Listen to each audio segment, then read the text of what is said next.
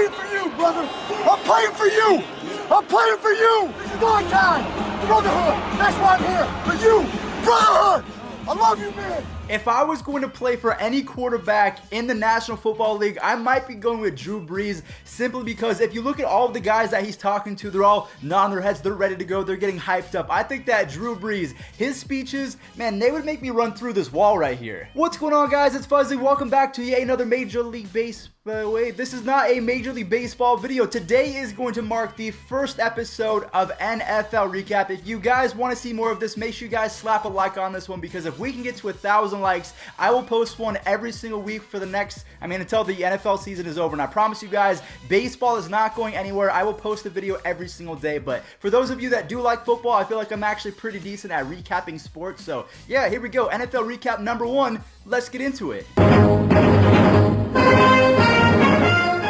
Also, guys, if you're going to any football games or anything like that, if you want to save some money, use code Fuzzy to save $20 off on SeatGeek. And the first game that we're going to talk about, this was the Thursday game. It was the Packers versus the Bears. The only thing that we really learned about it, there was two things. The Packers, their defense is going to be amazing this year. And also Mitchell Trubisky, not very good. So they traded up to get him when they could have had Patrick Mahomes. I'm not going to say anything about that. It was a very kind of odd game. The Packers were able to win by a score of 10-3. So I'm excited to see what Aaron Rodgers and his defense can do going into week number 2. But we'll talk about that at the end of the video. The entire week of the National Football League was dominated by the storyline of Antonio Brown and his crazy antics. And now he's on a brand new team, the New England Patriots. The Patriots faced off against a pretty good team, the Pittsburgh Steelers. It wasn't even a close game. It was 33-3, and Antonio Brown is not even on the team yet, so it's just going to be kind of insane. Josh Gordon, I'm going to go ahead and roll it in just a second. He looked like a straight man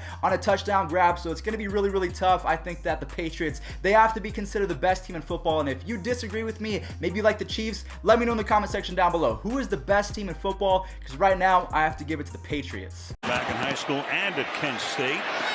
And then Brady shoots one to Josh Gordon. Gordon breaking tackle. Ben Roethlisberger did not look good in that loss against the Patriots, but one man who played like an absolute stud, and they need to pay him as soon as possible. As soon as the season ends, or maybe even midway through the season, the Cowboys need to give Dak Prescott an extension, because him, Ezekiel Elliott, you have Michael Gallup along with Amari Cooper. These guys are going to be reckoned with for a long time, and their defense stepped up big as well. So the fact that America's team, the Cowboys, they showed up huge on their first game. Can you believe that Michael Gallup went for 158 yards? This guy was drafted in the 3rd round back in 2018. So when you combine him with Amari Cooper, like I said before, and also Jason Witten's back in there for at least a security blanket, again, the Cowboys, I think their offense is real. Lamar Jackson cannot throw a football. Jackson has all day looking deep for Hollywood Brown again. He's got it. Brown off to the races, and he stays on his feet. I think that he proved all of the naysayers wrong. Now, it's going to be a litmus test to see if Lamar Jackson can continue this for the next 15 games. I think that he can, because his legs are so much of a threat that defenses kind of have to lay back. He threw 5 touchdowns yesterday. The dude was just unstoppable. Now, the game was so bad for Dolphins players that it was reported that after the game, there was a few of them that went to their agents and said, yo, get me off this squad. I am not going to be part of a tanking team. But I don't think that the Dolphins are tanking. I just think that they're bad, you know? Maybe? I don't know. So guys, I know I'm not showing a ton of actual in-game footage in this video because the NFL is really strict with copyright, so I'm not trying to get a copyright strike or anything like that. But now we are coming to the point of the video which I'm sure most of you guys are clicking on this video for, and that's the Baker Mayfield, Odell Beckham Jr. You have Jarvis Landry making their first start together, and it was the first half was pretty decent, but then the second half, the Titans absolutely decimated them. Now, a lot of people are not giving the Titans the benefit of the doubt because they're a really good football team. Their defense is legit. When Marcus Mariota is playing well, they're a hard team to beat. The score was 42-13. Baker Mayfield had 3 interceptions. It just, it was a rough game, even though Odell Beckham's wearing a $350,000 watch. What are you doing? Maybe that's just me. I don't know what the point is of wearing a watch in a football game. Again, I could just be old school, or maybe I'm just lame. I'm not really too sure. But the Browns, they had 18 penalties. Greg Robinson was ejected from the game because he kicked someone pretty much in the face. So it was just a really bad overall game for the Browns, and especially Freddie Kitchens, because in my opinion, I know the players are on the field, but when it comes to penalties, I think that the coach, he's going to have to take responsibility for that. Say some of this was because you guys I don't care about what nobody says. So don't even ask me that question. Could lack of playing time in the preseason have something to do with it? Man, don't ask me no question like that. Okay. Kyler Murray also had his first start yesterday. It was a very rough start to his career. I honestly thought that the Cardinals were about to be blown out by the Lions because Matthew Stafford had a pretty good game. If I look at my stat sheet right here, Matthew Stafford went for 385 with 3 touchdowns. But then Kyler Murray got super hot in the second half. He was able to come back and tie the game. Now this just sucked because I hate ties. So the fact that it was 27-27, there's no clear-cut winner. I wish that wasn't a thing. What do you guys think? What do you make of ties? Also, one more question I have for you guys is, what did you make of Kyler Murray's first start? He got some help from David Johnson and Larry Fitzgerald, and also he only had 3 rushes for 13 yards. So do you think that he needs to run around a little bit more, or do you think that he is going to be sufficient in the pocket as a pocket passer? Me, I would want a little bit more running because he's that quick. But overall, in my opinion, not a bad game. Patrick Mahomes. Did you hear that clearly? Patrick Mahomes and Sammy Watkins. That's it. That's the recap. The Chiefs are so good, man. Dan and Evan. Yeah, he's smiling. Mahomes, he's smiling too. Yeah, no kidding. So it's Sammy Watkins, touchdown.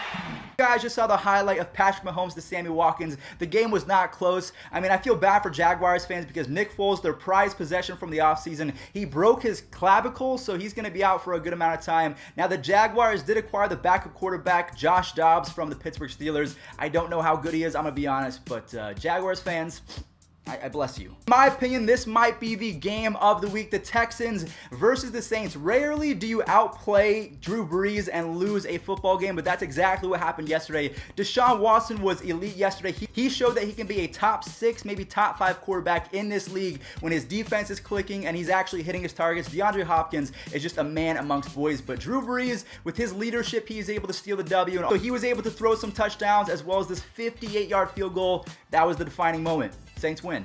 Rivers, end zone, intercepted. Come up with something big.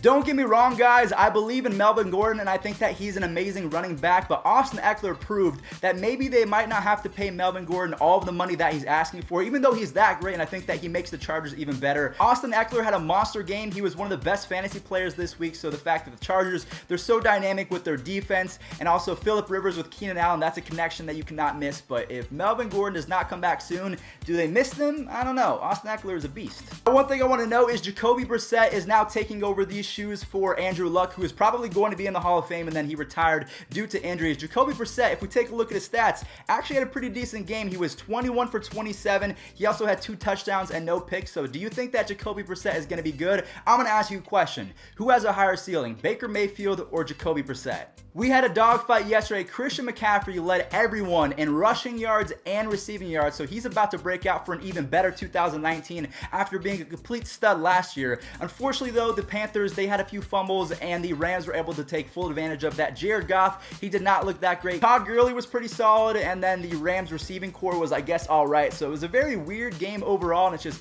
I thought Cam Newton was about to ball out and show the world that he's back. It was just, it wasn't like that. What a weird game. So we had the Falcons versus the Minnesota Vikings. The Vikings defense is unreal, and so is their running game. So that leaves Kirk Cousins on the outside. He was 10 of 11, so I guess he was very efficient. But the Vikings have pretty much said that Cousins is not going to lose us the game. We're going to have really good defense and running, just like the 2016 Broncos when they won the Super Bowl. So Matt Ryan, his 2 interceptions, that was pretty much it. Once you had 2 interceptions and then Kirk Cousins not doing any damage, I guess that's the recipe for success for the Vikings. One game that was a little bit hard to watch was the Jets versus the Bills game because we have 2 young quarterbacks. We have Sam Darnold versus Josh Allen. Josh Allen was able to complete the comeback. I think that he doesn't get enough credit as being one of the better dual threat quarterbacks in the entire league. Now, don't get me wrong. He's not a top 10, 15 quarterback, but he has pretty good legs, and not a lot of people say that. For the Bills, both to put their fingerprints on this one.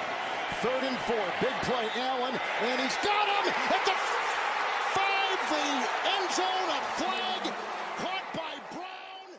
Andy Dalton looked incredible yesterday. I was very impressed by him, but he was not enough to overcome the fumbles and also the Seahawks offense. Now, DJ Metcalf, a lot of people said that he was going to be an absolute stud because he was running like a 4.3 or something like that at his size, and he's like a 6'4", absolutely chiseled human being. So the fact that he didn't catch a touchdown, but he went 4 receptions for 80-something yards, his presence was known. Russell Wilson did his thing, and then the running game, that's all you need. So even though Andy Dalton was great, the Seahawks, they look to be pretty good in 2019. Also, guys, now that you just saw the Bengals versus the Seahawks, I do want to point out one more name because I talked about DJ Metcalf, but if I don't talk about John Ross, that would be kind of a football sin because the dude, his stats were stupid. He had 158 receiving yards for 2 touchdowns, so if you don't have him on your actual starting lineup for week number 2, don't let him be on your bench. Put him at flex, put him at wide receiver. The dude's a stud. Jameis Winston and Jimmy Garoppolo, ooh, they had some stinkers yesterday. That's all I'm really going to say. This was not a very fun game to watch. It was kind of like the Bills versus the Jets, just a lot of sloppy play. I've heard so much praise about Jimmy G, and I know that he's coming back from an ACL injury, so maybe he's just trying to get the dust off his shoulders, but I'm expecting more out of him. And Jameis Winston, he just can't put the win in Winston as they lose yet another game. Effort by Tampa. All right, here we go. From the 21-yard line, Winston in trouble. It is picked off. Akello Witherspoon with the interception. So Case Keenum is no longer with the Denver Broncos, and I think that we could have used him because Case Keenum threw for like 300 and something yards yesterday. It wasn't enough because Carson Wentz is actually back to being Carson Wentz. He might push for the MVP this year. It's going to be between Tom Brady, Patrick Mahomes, Carson Wentz, Aaron Rodgers. I think that these guys are going to compete the entire season. It's going to be a lot of fun to watch. But the fact that the Eagles, they have MVP Wentz back in order, they're going to be scary. Also, Deshaun Jackson, I mean, what more can you say? He's been in the league since I was born, I feel like. Yeah, he's still one of the faster players in the National Football League. Oh yeah, he was 4th in fantasy points, so I think that was kind of good. The last game that we have to talk about involves my team right here. I almost don't even want to recap it because the Broncos, I mean, I was watching the game and Von Miller, probably our best overall player, I did not hear his name once. Derek Carr had a crazy game. Derek Carr had a crazy game because of that. He was 22 of 26 and he was not sacked once, so just, I don't even know what to make the Raiders or the Broncos at this point because they shocked me both. 180! What's up?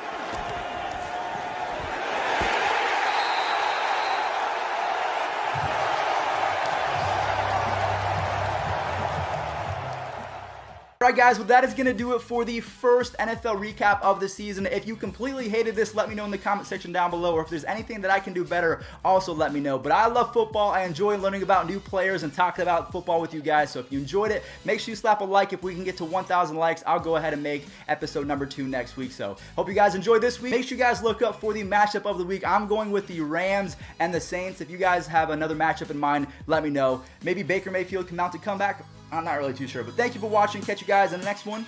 Peace out.